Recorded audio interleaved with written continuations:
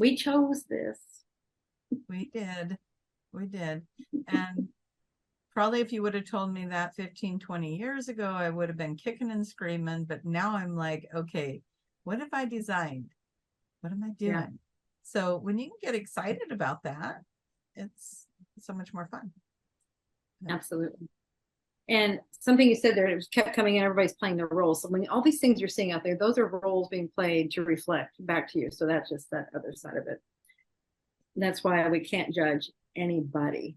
They're playing roles voluntarily for us, just as we are for your mom others. Yes, your mom talks about that. Mm-hmm. Yeah. Yeah. All the world is a stage.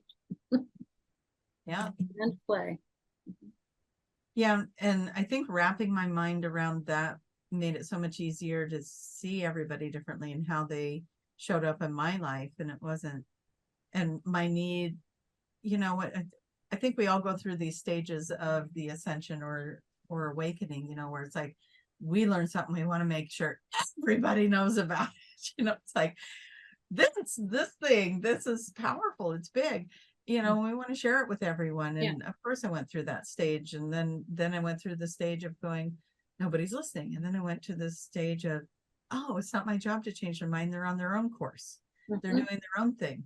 And I can trust, and it's so freeing to just trust that everyone is on their course. And yeah, there's going to be the people that come and ask for help, or you get in a conversation and you get to share, and it changes things for both of you. But you don't have to seek it out, you don't have to force it on anyone. You're not here to save anybody or change anybody. But that doesn't change the course. Yeah, it doesn't change the course of your purpose. If you know you took a session and your purpose is to help people, that doesn't mean you're out there trying to poke and prod somebody that you don't feel is going the right direction. That means let them come to you. They're going to come to you and you'll help them. So yeah, so just trust the universe to bring you the right people, and the magic happens. Because the magic is real. That's right. The magic is real. All right. Speaking of magic, I think Tiffany needs to talk to us some more. Oh, thank you. Okay. Are all abusive family members just quote unquote teachers who are really loving soul family here for us to learn from, or are some just karmics? So it goes on the karmic again. Yes. I agree. They're both. Yeah. And a lot of the volunteers that have come in for sessions, they go into families, you know, they're coming in to clear karma. Maybe let's say you've already evolved, you've already made it off this planet, and you came back to help. So what do? You pick a family or ancestry with a lot of karma, and you have to take on that karma through that abuse. So that person agrees to play that role for you so that you can experience the abuse, so that you can heal the abuse and move forward. And then you free the ancestors from the karma. Does that make sense? So there's a lot of different reasons why that might play out, why that person, the loved one, is abusive, but almost always that person is somebody that's actually part of your soul group that you really love and care about.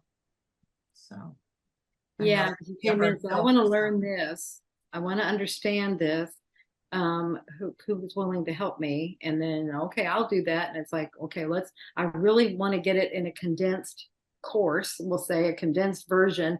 I want it to be very heavy. I want to understand whatever it is, understand emotions around it or something. And so then, you know, create a scenario that will provide that. And, you know, it's all agreed to.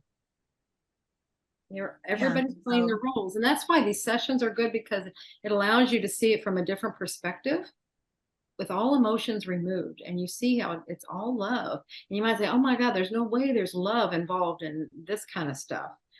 Right. But it was orchestrated for learning. It was orchestrated for reasons, and to learn from, to have experiences, to, you know, for growth. And you could look at your life and go, yeah, you know, really, if you had things like that happening or have happened in your life, look back at it and say, what did I learn from that?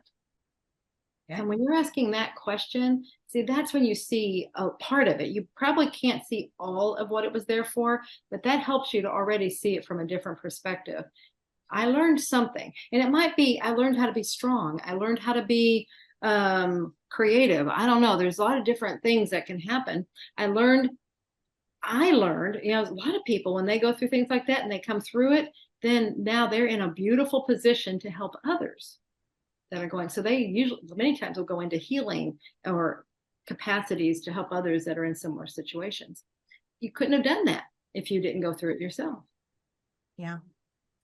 One of the things that came up that made so much sense to me was that every dimension is always going to exist. So we're sitting here in a third dimension. We're looking at horrific things or war or greed or whatever, you know, and the different things that we're focusing our attention on in this third dimension. If it helps you guys to understand you're on a course for yourself. Julia and I have talked about this where 5D Earth, everyone's like, when's the big shift going to happen? And it's an individual journey to get there. And you have to understand that the third dimension will always exist, just like the first and the second and the fourth and so on. They're always existing.